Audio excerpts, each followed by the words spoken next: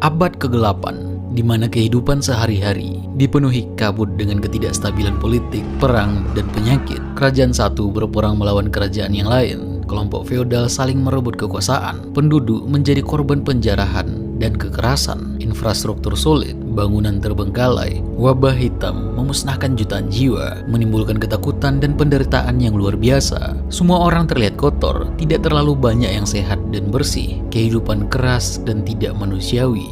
Tingkat literasi rendah dan banyak orang yang percaya dengan takhayul dan praktik-praktik magis. Kebanyakan orang bekerja keras sebagai petani, pengrajin, atau buruh dengan umur yang seringkali tidak mencapai 30 tahun. Abad kegelapan itu cukup gelap. Abad kegelapan sudah menjadi hal yang sangat diminati oleh manusia modern seperti kita karena pengaruhnya dalam budaya pop yang sangat berat. Kita melihat cerita-cerita fiksi seperti karya J.R.R. Tolkien's The Lord of the Rings dan karya George R.R. Martin A Song of Ice and Fire terinspirasi dari abad pertengahan, meskipun dunianya fiksi. Banyak film seperti Braveheart, Kingdom of Heavens, A Knight's Tale berdasar pada abad pertengahan. Bahkan kita melihat banyak sekali game RPG seperti The Witcher, Dark Souls, Dragon Age, atau Crusader's King. Anime seperti Berserk dan Vinland Saga, bahkan musik, manga, lukisan, drama, teater, banyak sekali yang memiliki dasar pada abad pertengahan. Tapi bagaimana sebenarnya abad kegelapan ini? Seberapa gelap sebenarnya abad-abad ini? Apakah kegelapan ini masih terjadi sekarang di mana-mana dan kita saja yang tidak menyadarinya? Untuk konteks, istilah abad kegelapan atau zaman kegelapan secara eksklusif merujuk pada Eropa Barat pada abad-abad setelah runtuhnya Kekaisaran Romawi. Ya, untuk sekarang banyak tulisan sejarah yang membuat sejarah timur seperti Cina dan Islam termasuk. Tapi awalnya, secara tradisionalnya, ini merujuk pada Eropa Barat, dan untuk tujuan video ini, kita kebanyakan akan berfokus pada area tersebut untuk menggambarkan seberapa gelap sebenarnya abad kegelapan ini.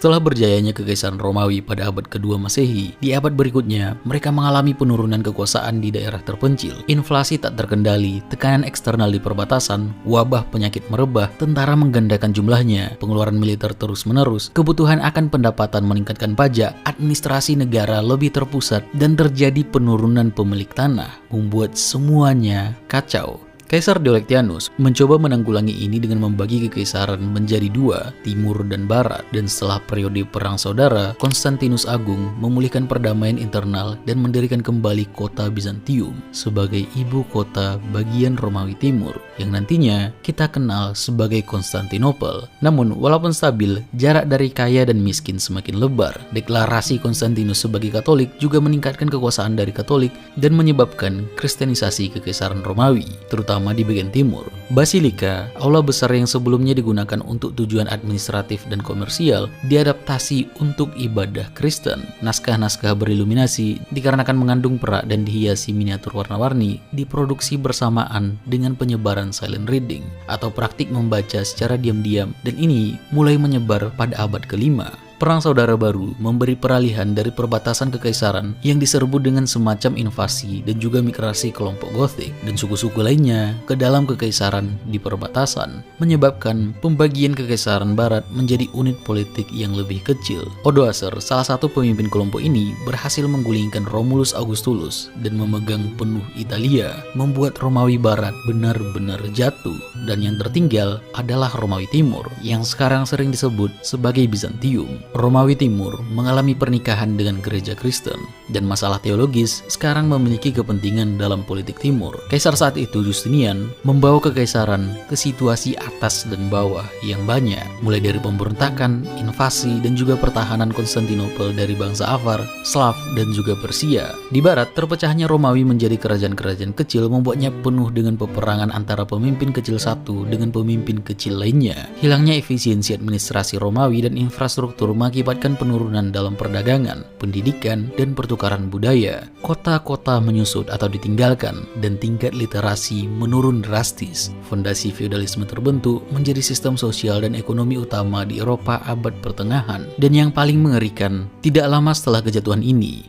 Sekitar setengah abad kemudian, tahun terburuk dunia terjadi. Pada tahun 536, Prokopius, seorang sejarawan Bizantium, mencatat bahwa matahari tampak seperti bulan, memberikan cahaya tanpa kecerahan sepanjang tahun. Michael dari Suriah juga menulis bahwa matahari gelap selama 18 bulan, hanya bersinar sekitar 4 jam sehari dengan cahaya yang lemah. Buah-buahan tidak matang dan anggur terasa asam. Peneliti menemukan bahwa letusan gunung berapi besar kemungkinan menjadi penyebab utama fenomena ini, menyebarkan abu yang menggelapkan langit secara global, dan dengan itu hasil panen mengalami penurunan dan kelaparan meluas di seluruh dunia. Kekurangan tanaman dilaporkan di berbagai tempat pada periode ini, termasuk Irlandia yang mengalami kekurangan makanan yang mereka sebut sebagai kegagalan roti. Wabah bermunculan menyerang sistem kekebalan tubuh yang kekurangan vitamin D. Dengan wabah mulai menyebar di Konstantinopel, kota itu mulai berbau busuk dengan tumpukan mayat sakit yang dibuang ke laut, dan nantinya mayat-mayat ini kembali lagi ke pantai, dan orang sehat yang bertanggung jawab atas ini juga terpapar dan merenggut lebih banyak nyawa, membuat kota menjadi mimpi buruk. Ini kemudian nantinya dinamai wabah Justinian, diambil dari nama kaisar saat itu. Peneliti menemukan bukti letusan gunung berapi besar di lapisan es Islandia dan Greenland sekitar tahun 536. Letusan gunung berapi di Islandia pada tahun 540 dan 547 menyebabkan langit tertutup abu, menghalangi sinar matahari, dan memulai zaman es kecil kuno, atau yang lebih sering kita dengar sebagai The Late Antique Little Ice Age, yang mendinginkan planet ini selama 1 dekade, merusak tanaman dan menyebabkan kelaparan. Pada abad ke-6, Kekaisaran Romawi Timur di bawah Kaisar Justinian berusaha mengembalikan kejayaan kekaisaran, namun pemberontakan dan wabah pes pada tahun 541 menghancurkan populasi, mengurangi jumlah penduduk hingga 55%. Peradaban Moche di Peru juga mengalami kesulitan pada tahun 536. Cuaca ekstrim dan banjir menghancurkan sistem irigasi mereka, mengganggu pertanian, dan menyebabkan kelaparan. Kabut ini berlangsung selama beberapa tahun dan memiliki dampak perubahan iklim hingga beberapa dekade berikutnya. Iklim ini menjadi semacam penanda awal dari abad kegelapan Eropa Barat. Seakan-akan alam memberitahu bahwa akan terjadi perubahan besar dalam sejarah Eropa Barat.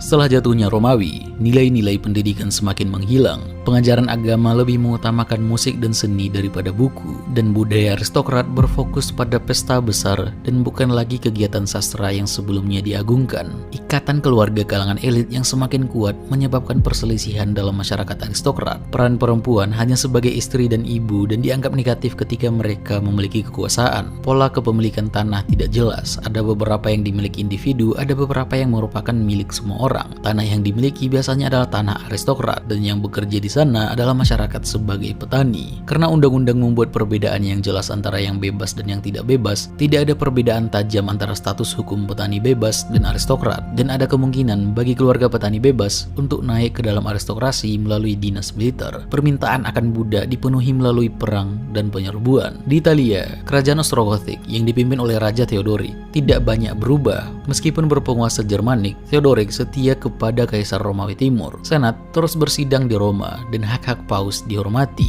Namun kehidupan perkotaan menurun drastis, dengan populasi Roma berkurang dari sekitar 1 juta orang menjadi hanya sekitar 50.000 orang. Di Eropa Utara, kota-kota juga menyusut, sementara monumen sipil dan bangunan umum lainnya dijarah untuk bahan bangunan. Seiring dengan gangguan jaringan perdagangan akibat migrasi dan penaklukan di seluruh wilayah bekas Kekaisaran Romawi Barat, barang-barang dari perdagangan jarak jauh digantikan oleh produk lokal. Di kerajaan-kerajaan pasca Romawi, koin logam dasar hampir tidak diproduksi lagi, tetapi koin perunggu Romawi tetap beredar. Meskipun koin emas masih dicetak, koin tersebut sebagian besar digunakan untuk pengeluaran luar biasa, seperti pembelian tanah atau barang mewah. Gagasan tentang kesatuan Kristen tetap bertahan, meskipun perbedaan ideologi dan praktik antara gereja timur dan barat semakin berkembang. Ketidaksukaan penduduk asli Romawi semakin berkembang terhadap para penakluk Jermanik yang menganut Arian. Arianisme dan Katolik Roma memiliki berbagai pertentangan, diantaranya adalah Arianisme percaya bahwa negara dan agama seharusnya tidak disatukan, sedangkan Katolik Roma percaya bahwa negara Romawi, Kekaisaran Romawi adalah instrumen ketentuan ilahi, dan penyatuan gereja dengan negara biara adalah hal yang harus dilakukan, dan ini memperkuat pertentangan ideologi tersebut. Dan setelah nantinya penaklukan Muslim di daerah sekitar barat dari Bizantium, pengaruh Katolik Roma menjadi semakin kurang efektif dalam campur tangan di wilayah barat. Biara-biara memiliki pengaruh besar pada masyarakat lokal. Mereka sering bertindak sebagai pengelola tanah bagi keluarga-keluarga kuat dan pusat penting otoritas politik. Selain itu, biara sering menjadi satu-satunya tempat pendidikan dan literasi di wilayah tertentu. Banyak manuskrip klasik Latin yang masih ada disalin oleh para biksu, yang juga menulis karya-karya baru seperti sejarah, teologi, dan subjek lainnya. Di Kekristenan Barat, pengaruh kaum awam terhadap urusan gereja mencapai puncaknya pada abad ke-10. Bangsawan sering menganggap gereja dan biara di bawah perlindungan mereka sebagai milik pribadi, dan simoni atau penjualan jabatan gereja menjadi praktik umum pada saat itu. Hal ini menimbulkan ketakutan karena banyak yang percaya bahwa imam yang diangkat melalui simoni tidak dapat memberikan sakramen yang sah, seperti baptisan. Komunitas monastik merespons dengan memperketat pengamatan aturan mereka. Pendirian biara Cluny di Burgundy pada tahun 909 memulai perubahan besar karena Cluny dibebaskan dari kontrol awam dan ditempatkan di bawah perlindungan kepausan. Reformasi Cluniac menunjukkan bahwa reformasi gereja bisa dicapai melalui penyerahan kepada kepausan, memperkuat gagasan tentang kebebasan gereja, yaitu bahwa gereja seharusnya bebas dari campur tangan dan kontrol sekuler sehingga dapat menjalankan tugas-tugas religiusnya dengan lebih efektif dan murni. Reformasi ini menunjukkan bahwa salah satu cara untuk mencapai tujuan tersebut adalah dengan menempatkan gereja dan biara di bawah otoritas langsung paus, bukan di bawah kontrol bangsawan atau penguasa lokal.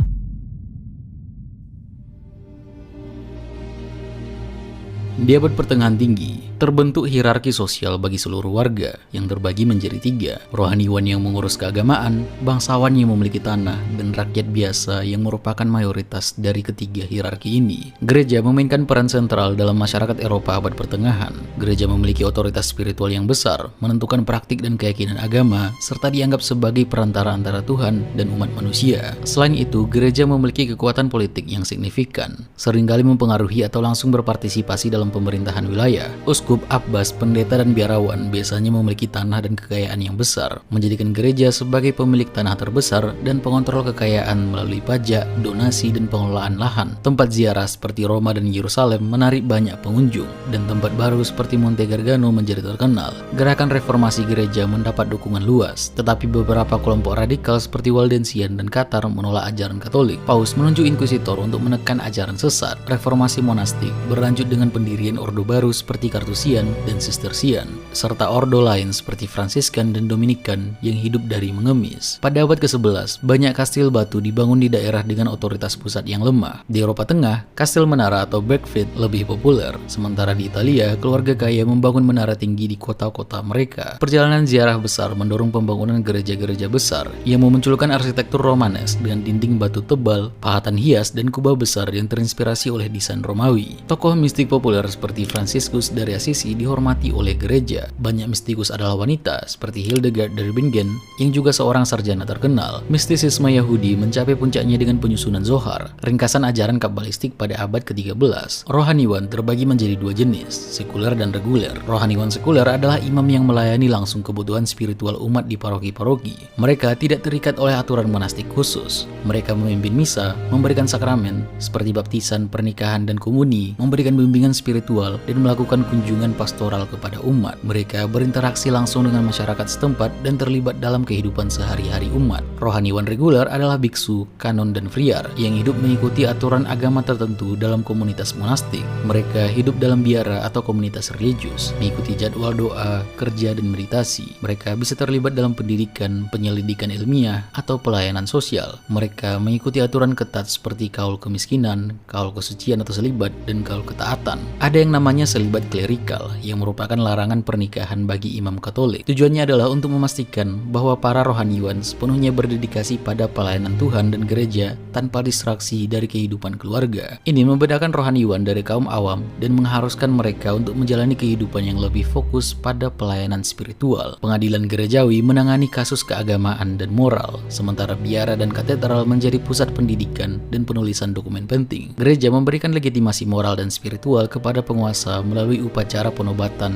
dan penguparan, serta mempengaruhi kebijakan publik melalui khotbah dan keputusan konsili. Monastisisme sangat berperan dalam pelestarian dan penyebaran pengetahuan. Biara-biara menjadi pusat pembelajaran, pertanian, dan kerajinan, di mana para biarawan menyalin manuskrip dan melestarikan teks-teks klasik serta tulisan-tulisan agama. Namun, hierarki sosial yang ketat membatasi mobilitas sosial dan inovasi ekonomi. Tanah dan sumber daya dikendalikan oleh bangsawan dan gereja yang seringkali lebih tertarik pada stabilitas daripada perubahan. Fokus utama masyarakat adalah pada kehidupan religius dan keselamatan jiwa yang seringkali dianggap lebih penting daripada penemuan ilmiah dan perkembangan teknologi. Gereja memiliki pengaruh besar dan seringkali membatasi ide-ide yang dianggap bertentangan dengan doktrin mereka. Dengan demikian, keadilan dan kehidupan politik menjadikannya salah satu institusi paling berpengaruh di Eropa abad pertengahan. Antara sekitar tahun 950 dan 1060, ketika kekeringan parah terjadi di Timur Tengah dan kelaparan, kerusuhan, dan kudeta terjadi di Bizantium, Abbasiyah, dan Mesir, Eropa Barat mengalami periode pertumbuhan populasi yang luar biasa, dengan perkiraan populasi meningkat dari 35 juta menjadi 80 juta antara sekitar tahun 1000 dan 1347. Alasannya tidak diketahui pasti, tapi dikatakan teknik pertanian yang lebih baik, penambahan lahan baru, iklim yang membaik, dan invasi yang berkurang adalah beberapa faktornya. Sistem rotasi 3 bidang meningkatkan penggunaan lahan dan produksi. Bajak berat dan kolar kuda memungkinkan pengolahan tanah yang lebih efisien. Pertumbuhan populasi, produktivitas pertanian, dan stabilitas politik pada abad ke-11 mendorong revolusi komersial di abad pertengahan. Orang-orang berinvestasi dalam barang-barang seperti garam, sutra, dan anggur di pasar jauh. Perdagangan memperkenalkan pencetakan koin emas dan surat tukar. Kota-kota baru muncul sebagai pusat perdagangan, didukung oleh raja dan aristokrat, sementara komunitas perkotaan mendapatkan hak otonomi. Republik Maritim Italia seperti Venesia dan Genoa memimpin perdagangan di Mediterania, sementara pedagang Jerman membentuk Hansas untuk mengendalikan rute perdagangan ke utara. Pedagang Yahudi yang sering menjadi pemberi pinjaman uang menyebar ke seluruh Eropa meskipun menghadapi kekerasan dan pengusiran. Feodalisme mengatur hubungan sosial fundamental di banyak bagian Eropa. Ini menjadi penopang utama kehidupan sosial dan ekonomi di zaman ketidakpastian ini. Dalam sistem ini, seorang tuan tanah memberikan sebagian tanahnya kepada seorang vasal atau penerima tanah sebagai imbalan atas jasa, baik hasil pertanian dan utamanya jasa militer. Vasal haruslah melayani tuan tanah dalam urusan militer. Sebagai gantinya, mereka akan diberikan perlindungan dan keadilan. Dengan perkembangan kavaleri berat, kelas pejuang bebas yang sebelumnya seragam terbagi menjadi 2 kelompok. Mereka yang mampu melengkapi diri sebagai kesatria berkuda bergabung dengan aristokrasi tradisional, sementara yang lainnya menjadi bagian dari petani. Kelas elit baru ini distabilkan melalui adopsi kebiasaan warisan yang ketat, seperti primogenitur, hak putra sulung untuk mewarisi tanah keluarga tanpa terbagi. Bangsawan diorganisir berdasarkan tanah dan orang-orang yang mereka kuasai. Bangsawan berpangkat terendah tidak memiliki tanah dan tidak memiliki vasal. Bangsawan tidak pernah menjadi kelompok yang tertutup. Raja bisa mengangkat rakyat biasa ke dalam aristokrasi, rakyat biasa yang kaya bisa menikah dengan keluarga bangsawan, dan aristokrat yang miskin bisa kehilangan status istimewa mereka. Aristokrat barat sering pindah ke pinggiran kekristenan Latin, baik dengan dukungan penguasa lokal yang menghargai keterampilan militer mereka atau sebagai penakluk. Sistem manorial sebagai komponen ekonomi feodalisme menjadikan tanah milik tuan atau manor pusat produksi pertanian. Feodalisme memiliki hierarki yang jelas dengan tuan tanah sebagai bangsawan yang memiliki lahan luas dan kekuasaan politik serta militer yang signifikan. Mereka bertanggung jawab atas perlindungan dan pemerintahan wilayah mereka. Vasal, bangsawan kecil atau ksatria, menerima tanah dari seorang tuan sebagai imbalan atas layanan militer dan terikat oleh sumpah kesetiaan dan pelayanan. Manor menghasilkan sebagian besar kebutuhan pokok seperti makanan, pakaian, dan alat-alat kerja melalui usaha pertanian dan kerajinan lokal. Tanah manor biasanya memiliki ladang untuk menanam berbagai jenis tanaman pangan, peternakan untuk memelihara hewan, dan bengkel-bengkel untuk membuat alat-alat pertanian dan kebutuhan sehari-hari. Sementara itu, budak tani adalah petani yang bekerja di lahan dan terikat pada manor. Meskipun bukan budak, mereka berada di bawah otoritas tuan tanah dengan hak dan mobilitas terbatas. Mereka adalah yang paling dominan dalam populasi. Mereka muncul karena larangan perbudakan antara umat oleh rohaniwan yang sepenuhnya menggantikan perbudakan pada akhir abad ke-11. Berbeda dengan budak tani atau serf memiliki hak hukum dan status mereka diatur oleh perjanjian dengan tuan mereka.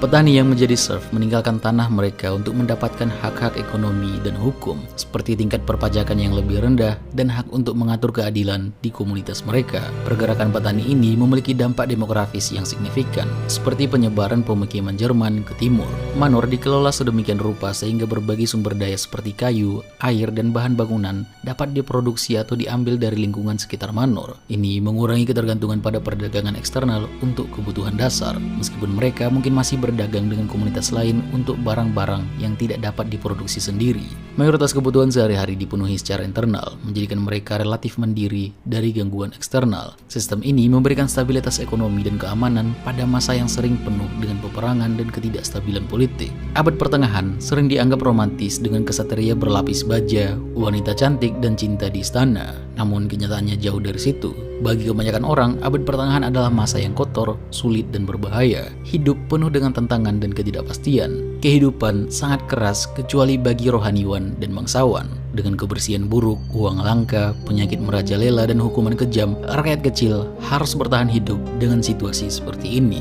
Rohaniwan dan bangsawan biasanya memiliki kehidupan yang lebih nyaman dibandingkan dengan petani. Mereka memiliki akses ke sumber daya yang lebih baik dan kondisi hidup yang lebih baik. Dan ada juga kesenjangan komunikasi di antara ketiga hierarki ini. Orang biasa berbicara dalam bahasa Inggris Tengah, bangsawan berbicara dalam bahasa Prancis, dan rohaniwan menggunakan bahasa Latin, membuat kesenjangan ini semakin renggang. Bagi para rakyat kecil, hari dimulai sangat pagi, dengan pasar dibuka pada pukul 6 pagi dan tutup pada pukul 3 sore. Kota sering ditutup pada malam hari dengan penjaga malam berpatroli untuk keamanan. Kebersihan sangat terbatas. Orang sering mencuci mulut dengan anggur atau cuka dan menggunakan cara sederhana untuk membersihkan diri. Toilet dan bak mandi hanya ada secara umum. Ia membuat kebersihan pribadi susah untuk dilakukan. Perempuan diharuskan tunduk kepada laki-laki, baik ayah, suami, atau kerabat laki-laki lainnya. Pekerjaan perempuan umumnya terdiri dari tugas rumah tangga seperti merawat anak atau memasak. Perempuan petani bisa menambah penghasilan rumah tangga dengan memintal atau membuat bir di rumah, serta bekerja di ladang saat musim panen. Perempuan kota bisa berdagang, tetapi seringkali hanya dengan izin suami mereka, dan mereka tidak selalu diizinkan untuk melatih murid. Perempuan bangsawan bisa mewarisi tanah jika tidak ada ahli waris laki-laki, tetapi kemampuan mereka untuk melahirkan anak dianggap sebagai kebajikan utama.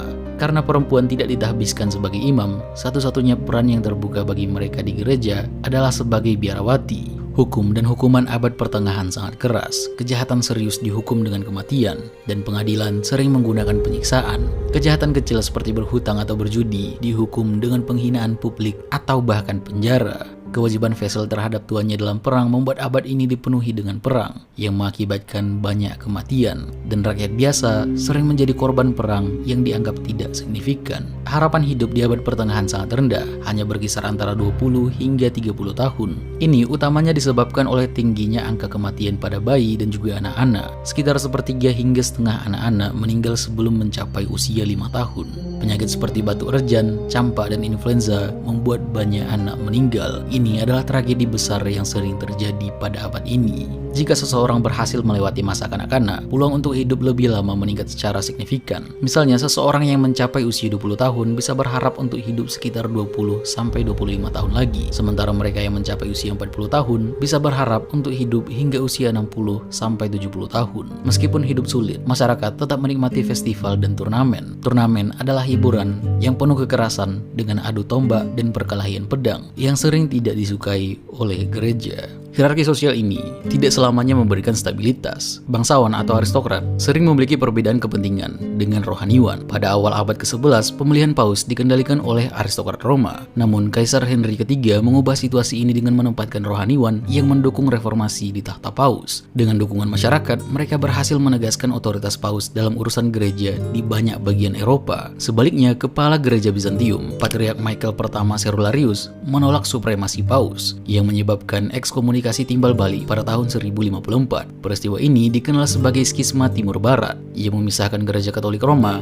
dan gereja Ortodoks Timur. Penunjukan rohaniwan oleh penguasa sekuler yang disebut investitur awam dilarang dalam pertemuan uskup di Roma pada tahun 1059. Henry keempat berusaha mempertahankan hak ini, tetapi ini menyebabkan konflik dengan Paus Gregorius ke-7 yang dikenal sebagai kontroversi investitur. Konflik ini yang terjadi pada abad ke-11 hingga ke-12 berkisar pada perebutan kekuasaan antara paus dan kaisar mengenai hak untuk mengangkat uskup. Kaisar menginginkan kontrol atas penunjukan uskup untuk memastikan loyalitas politik, sementara paus berusaha mempertahankan otoritas gerejawi. Puncaknya terjadi dengan ekskomunikasi Kaisar Henry keempat oleh Paus Gregory ke-7 dan penyesalan Henry di Canossa. Akhirnya, Concordat of Worms pada tahun 1122 menyelesaikan konflik ini dengan memberikan hak kepada paus untuk mengangkat uskup, sementara kaisar tetap memiliki kekuasaan sekuler. Gerakan sekulerisme ini mulai berkembang dan mendominasi politik Eropa nantinya. Hak raja untuk memerintah tanpa campur tangan asing memperkuat konsep kedaulatan negara. Monarki turun-temurun dan ratu yang berkuasa mulai muncul. Kantor kanselir menjadi pusat pemerintahan kerajaan dan pengadilan banding. Pajak mulai dikumpulkan secara lebih teratur karena pendapatan dari domain kerajaan tidak mencukupi. Kepausan mengklaim otoritas atas dunia Kristen, mencapai puncaknya di bawah Paus Innocentius III. Mereka juga terlibat dalam politik sekuler di Italia Tengah. Di Holy Roman Empire, dinasti Ottonian digantikan oleh dinasti Salian, yang kemudian digantikan oleh dinasti Hohenstaufen. Monarki Prancis memperluas otoritasnya, meski menghadapi tantangan dari Adipati Normandia yang menaklukkan Inggris di bawah William the Conqueror. Henry II dari dinasti Angevin memperluas wilayahnya di Prancis melalui warisan dan pernikahan. Namun putranya, John, kehilangan wilayah Prancis Utara kepada Raja Francis Philip II Augustus yang memicu Magna Carta pada tahun 1215. Negara-negara Kristen Iberia mulai melawan kekuatan Islam. Pada tahun 1230, wilayah Kristen Utara menyatu menjadi 4 kerajaan: Kastil, Aragon, Navarre, dan Portugal. Aragon menaklukkan Sisilia dan Sardinia, sementara Islam tetap menguasai Iberia Selatan. Negara-negara Skandinavia juga berkembang. Norwegia menguasai Islandia dan Greenland, Denmark menguasai Estonia, dan Swedia menaklukkan Finlandia. Kievan Rus dan Polandia terpecah menjadi kerajaan-kerajaan kecil, sementara Hongaria menguasai Kroasia dan beberapa wilayah lainnya. Benturan dengan kekuatan sekuler menyebabkan kepausan menjadi lebih militeristik. Menanggapi permintaan bantuan dari Bizantium melawan Turki Seljuk, Paus Urbanus II mengumumkan Perang Salib pertama pada tahun 1095. Ia mengajak umat Kristen untuk membebaskan Yerusalem dan menawarkan pengampunan dosa bagi yang ikut serta. Ribuan orang biasa ikut serta dan hidup dari penjarahan. Tetapi banyak yang tidak berhasil mencapai tujuan mereka. Pasukan salib resmi dipimpin oleh bangsawan seperti Godfrey dari Bouillon berangkat pada tahun 1096. Mereka mengalahkan Turki dalam pertempuran besar dan mendirikan negara-negara salib di Timur Tengah. Namun keamanan mereka bergantung pada bantuan militer berkelanjutan yang memicu perang salib tambahan. Saladin, panglima perang Muslim, merebut kembali Yerusalem pada tahun 1187 dan benteng terakhir salib jatuh ke tangan Mamluk Mesir pada tahun 1291. Kepausan juga menggunakan semangat perang salib untuk konflik lain, seperti di Spanyol dalam perang melawan Muslim. Perang Salib Utara menyebabkan asimilasi paksa suku-suku pagan ke dalam budaya Katolik. Perang Salib keempat bahkan berakhir dengan penaklukan Konstantinopel pada tahun 1204. Gerakan perang salib menjadi bagian penting dari kehidupan abad pertengahan. Dengan sumpah perang salib dapat dipenuhi melalui pembayaran uang tunai yang mengarah pada penjualan indulgensi oleh gereja. Perang salib juga memunculkan ordo militer seperti Kesatria Templar, Hospitaller, dan Kesatria Teutonic yang menggabungkan kehidupan biara dengan tugas militer. Kesatria Teutonic bahkan mendirikan negara mereka sendiri di wilayah Baltik pada tahun 1226. Pada akhir abad ke-11, Kapitel Katedral mulai mengoperasikan sekolah, menggantikan sekolah-sekolah monastik tradisional. Sekolah yang mencapai tingkat tertinggi diakui sebagai universitas oleh Paus atau Kaisar Romawi Suci. Penemuan kembali Corpus Juris Civilis pada abad ke-11 membuka jalan bagi studi hukum Romawi di Bologna, yang kemudian mempengaruhi standar hukum di Eropa Barat. Sekitar tahun 1140, biarawan Gratian menulis Decretum Gratiani, teks standar hukum gerejawi. Pada sekitar tahun 1200, suhu rata-rata tahunan mulai menurun, menandai awal transisi menuju zaman es kecil. Perubahan iklim ini menyebabkan krisis pertanian yang semakin parah, memuncak pada Great Famine atau kelaparan besar pada 1311 sampai 1317. Curah hujan yang luar biasa tinggi menyebabkan banjir dan ladang pertanian tergenang air, mengakibatkan kegagalan panen berturut-turut. Tahun 1315 adalah tahun dengan curah hujan tertinggi dalam periode tersebut. Para petani yang kelaparan terpaksa menyembelih hewan ternak mereka untuk bertahan hidup, dan mereka yang berhasil selamat harus berusaha keras untuk memulihkan pertanian yang hancur. Selain gagal panen, wabah penyakit yang menyerang ternak juga terjadi. Penyakit ini mengurangi populasi ternak secara drastis, terutama sapi dan domba, sehingga memperparah krisis pangan. Kelaparan menyebabkan kematian massal. Diperkirakan 10-25% dari populasi di beberapa wilayah Eropa Utara meninggal dunia karena kelaparan dan penyakit terkait. Gereja dan institusi politik politik mengalami penurunan otoritas karena gagal mengatasi kritis ini. Kepercayaan terhadap doa dan intervensi ilahi menurun karena bencana yang berkelanjutan, yang kemudian membuka jalan bagi gerakan-gerakan yang menentang kekuasaan gereja. Tidak cukup itu, kemalangan terus berdatangan. Pada tahun 1346,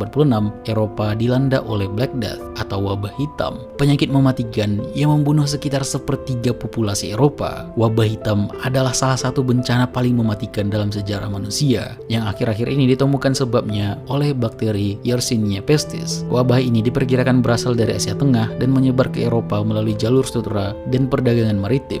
Kota-kota pelabuhan seperti Messina, Genoa, dan Venice adalah beberapa tempat pertama di Eropa yang terinfeksi. Wabah ini terus menyerang Eropa secara berkala hingga tahun 1400, menyebabkan penurunan populasi yang drastis di kota-kota dan desa-desa. Banyak orang yang selamat dari wabah berpindah ke daerah-daerah yang kurang terkena dampak, mencari tempat yang lebih aman dan peluang yang lebih baik. Selain dampak demografis, wabah hitam juga membawa perubahan ekonomi yang besar. Penurunan populasi menyebabkan kekurangan tenaga kerja, sehingga upah meningkat dan hubungan kerja berubah. Para tuan tanah harus menawarkan kondisi yang lebih baik untuk menarik pekerja. Dengan lahan yang lebih luas dan tenaga kerja yang lebih sedikit, beberapa tanah pertanian ditinggalkan atau diubah menjadi padang rumput untuk peternakan domba yang memerlukan lebih sedikit tenaga kerja. Produksi barang-barang dan hasil pertanian menurun, menyebabkan inflasi harga dan kekurangan barang-barang tertentu. Trauma akibat wadah juga menyebabkan kekerasan terhadap komunitas Yahudi dan munculnya kelompok flagelan yang menyiksa diri mereka sendiri sebagai bentuk penebusan dosa. Petani yang selamat dari pandemi seringkali harus membayar sewa yang lebih rendah kepada tuan tanah mereka, tetapi permintaan produk pertanian yang menurun membuat harga lebih rendah dan hampir tidak menutupi biaya mereka. Pekerja kota menerima gaji yang lebih tinggi tetapi dikenai pajak berat. Pemerintah terkadang mencoba menetapkan sewa pedesaan tinggi atau menjaga gaji kota tetap rendah, tapi ini memicu pemberontakan seperti yang terjadi di Jacques di Prancis, pemberontakan petani di Inggris, dan pemberontakan Ciompi di Florence. Wabah ini juga menimbulkan ketidakpercayaan yang meluas terhadap gereja. Selain dari itu, di akhir abad pertengahan ini, konflik antar kelompok etnis meningkat dan undang-undang lokal dikeluarkan untuk melarang pernikahan campuran dan membatasi keanggotaan serikat berdasarkan garis etnis. Pertikaian pribadi hampir selalu terjadi di wilayah yang terfragmentasi secara politik, dan pertempuran lokal seringkali meningkat menjadi perang skala penuh. Layanan tenaga kerja yang harus diberikan petani untuk tanah mereka sering diubah menjadi sewa uang tunai, memberikan tuan tanah sumber pendapatan yang stabil. Tuan tanah bersatu untuk menuntut hak istimewa dari pemerintah mereka, tetapi administrasi kerajaan mulai melindungi kepentingan orang miskin. Perbudakan resmi dihapuskan di banyak tempat, meskipun di wilayah lain, terutama di Eropa Tengah dan Timur, perbudakan diberlakukan pada penyewa yang sebelumnya bebas. Pada abad ke-15, literasi di kalangan pria dewasa di Inggris diperkirakan sekitar 10%, sementara literasi di kalangan wanita dewasa hanya sekitar 1-2%. Tingkat literasi ini menunjukkan bahwa kebanyakan orang tidak bisa membaca atau menulis, terutama di kalangan petani dan pekerja kasar. Pada periode ini, kepercayaan takhayul sangat umum. Banyak orang mempercayai sihir, roh jahat, dan kekuatan supernatural. Inkuisisi, terutama pada akhir abad pertengahan, adalah salah satu upaya untuk menekan ajaran sesat dan praktik sihir. Pada akhir periode ini, masih ada lebih dari 500 negara otonom meskipun pemerintahan pusat semakin kuat. Raja-raja bekerja sama dengan elit lokal, dan masalah fiskal serta militer dibahas di parlemen. Hukum menjadi lebih teratur dengan pengacara profesional yang menggantikan keputusan raja. Di Jerman, kaisar hanya memiliki kekuasaan terbatas, terutama di Italia yang dikuasai oleh kota-kota seperti Florence, Milan, dan Venesia. Persaingan Inggris dan Perancis memicu perang 100 tahun pada tahun 1337. Inggris menang di beberapa pertempuran, tetapi akhirnya kalah, dengan Perancis mengusir Inggris pada tahun 1453. Inggris kemudian mengalami Perang Mawar yang berakhir dengan Henry ke-7 mengambil alih kekuasaan. Kerajaan Iberia sering menghadapi masalah suksesi. Portugal membuka front baru melawan Muslim di Maroko pada tahun 1415. Isabella pertama dari Kastil dan Ferdinand kedua dari Aragon memperkuat kekuasaan mereka dan menaklukkan Granada pada tahun 1492, menyelesaikan Reconquista. Raja terpilih menjadi umum di Eropa Tengah dan Skandinavia. Di Polandia, kekuasaan kerajaan dipulihkan dan bersatu dengan Lithuania. Margaret pertama dari Denmark menyatukan Denmark, Norwegia, dan Swedia dalam Union of Kalmar pada tahun 1397, meskipun hanya persatuan Denmark-Norwegia yang bertahan lama. Setelah invasi dan krisis suksesi melemahkan Golden Horde, Moskow mulai mencaplok wilayah Rus di bawah Ivan III. Di Eropa Tenggara, kerajaan kecil Wallachia dan Moldavia muncul dan menerima kedaulatan Raja-Raja Hungaria atau Polandia. Kekaisaran Bizantium tidak mampu menghentikan ekspansi Turki di Anatolia. Pemberontakan oleh tentara bayaran Katolik Katalan dan perang saudara semakin melemahkan kekaisaran, memungkinkan Turki Ottoman mendirikan pangkalan di Gallipoli pada tahun 1354. Dalam waktu kurang dari 1 abad, Ottoman menjadikan kerajaan-kerajaan di Eropa Tenggara sebagai negara bawahan. Koalisi internasional seperti Perang Salib Nikopolis dan Varna gagal menghentikan kemajuan Ottoman. Kaisar Bizantium berakhir, Konstantinus ke-11 tewas saat penaklukan Konstantinopel oleh Sultan Mehmed II pada tahun 1453. Pada akhir abad ke-15, Ottoman menaklukkan hampir seluruh wilayah Balkan. Bulgaria pada tahun 1396, Serbia tahun 1459, Yunani Bizantium 1460, Bosnia 1463, dan Albania pada tahun 1488. Pada tahun 1309, setelah pemulihan dari wabah hitam, banyak kota di Eropa mengalami kemakmuran ekonomi, terutama melalui perdagangan. Kota-kota seperti Florence, Venice, dan Genoa menjadi pusat perdagangan dan kekayaan. Sistem feodal mulai digantikan oleh ekonomi berbasis uang dan perdagangan internasional. Bankir dan pedagang memperoleh kekuatan ekonomi yang signifikan. Kekuasaan terpusat mulai berkembang, dengan raja-raja memperkuat otoritas mereka dan membentuk negara-negara yang lebih kuat dan stabil. Kota-kota tumbuh menjadi pusat kebudayaan dan ekonomi, menawarkan lingkungan yang subur untuk inovasi dan kreativitas. Permintaan emas dan keinginan pedagang Eropa untuk menghindari bea cukai mendorong pencarian rute maritim langsung ke India. Portugis memimpin penjelajahan ini. Para filsuf akhir abad pertengahan mulai meninggalkan logika Aristotelian. William of Ockham menyatakan bahwa filsafat alam tidak bisa membuktikan Tuhan. Marsilius dari Padua mendukung hak masyarakat untuk mengatur hidup mereka dan mengendalikan klerus. Cendekiawan seperti Petrarch mempelajari literatur klasik dan menekankan martabat manusia, sehingga mereka dikenal sebagai humanis. Humanisme adalah gerakan intelektual yang menekankan pentingnya studi tentang manusia dan budaya klasik Yunani dan Romawi. Humanis seperti Petrarch menghidupkan kembali minat pada teks-teks kuno dan menggunakannya untuk mengembangkan pandangan dunia yang lebih rasional dan logis. Berbeda dari pandangan dunia yang didominasi oleh agama pada abad pertengahan, humanisme juga mendorong pendidikan yang lebih holistik, menekankan pengembangan moral dan intelektual individu. Dari sini mulai ada peningkatan minat dalam pendidikan,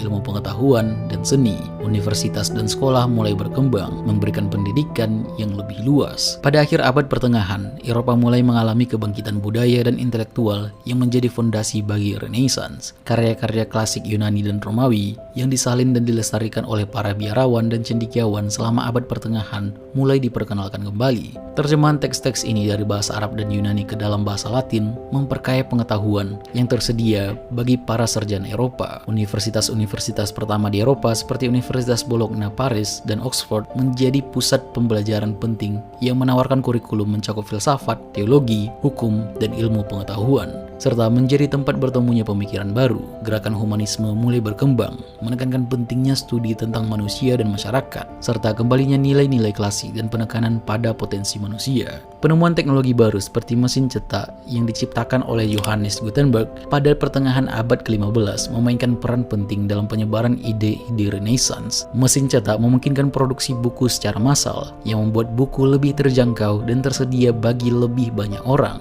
Ini meningkatkan tingkat literasi dan memungkinkan penyebaran cepat ide-ide humanis dan ilmiah ke seluruh Eropa. Renaissance mulai muncul, ditandai oleh kontinuitas dan perubahan yang signifikan dari periode sebelumnya. Walaupun masih banyak elemen dari zaman pertengahan, terdapat perubahan besar dalam cara berpikir dan pendekatan terhadap pengetahuan. Meskipun gaya gotik tetap populer, munculnya gaya Renaissance membawa pendekatan baru dalam seni dan arsitektur yang menekankan proporsi, perspektif, dan realisme.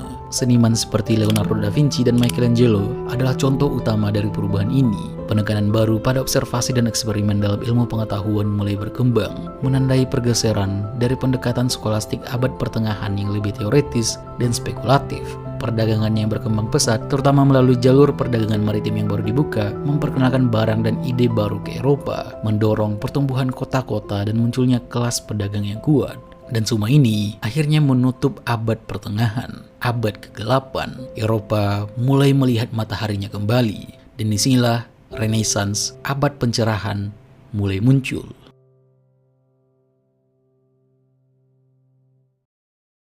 Abad ke-8 memang cukup kelam jika dibandingkan dengan kehidupan kita sekarang. Namun, tidak juga sekelam yang digambarkan dalam budaya pop yang sering kita lihat. Manusia di zaman ini memang menghadapi tantangan besar termasuk invasi, ketidakstabilan ekonomi, dan hilangnya kendali terpusat. Tetapi masa ini juga merupakan masa ketahanan, adaptasi, dan peletakan dasar bagi pertumbuhan di masa depan. Biara-biara menjadi mercusuar pembelajaran dan literasi, melestarikan teks-teks kuno dan mengembangkan pelajar-pelajar baru. Sistem feodal meskipun sering dikritik, memberikan kerangka kerja untuk organisasi sosial dan perlindungan bersama. Inovasi teknologi dalam pertanian seperti bajak berat dan sistem 3 bidang mulai mengubah landscape Eropa yang mengarah pada peningkatan produktivitas dan akhirnya pertumbuhan populasi. Zaman kegelapan juga menyaksikan penyebaran agama Kristen yang menyatukan berbagai orang di bawah identitas agama dan budaya yang sama. Periode ini meletakkan dasar bagi kebangkitan intelektual dan artistik pada abad pencerahan atau Renaissance. Jika dilihat kembali, zaman kegelapan bukanlah masa yang sepenuhnya gelap, melainkan era transisi yang ditandai oleh transformasi signifikan dan kemajuan bertahap. Dan kalau dibandingkan dengan sekarang, bisa saja ada beberapa kesamaan yang kita lihat di sekitar kita, namun kita saja yang kurang sadar. Terima kasih.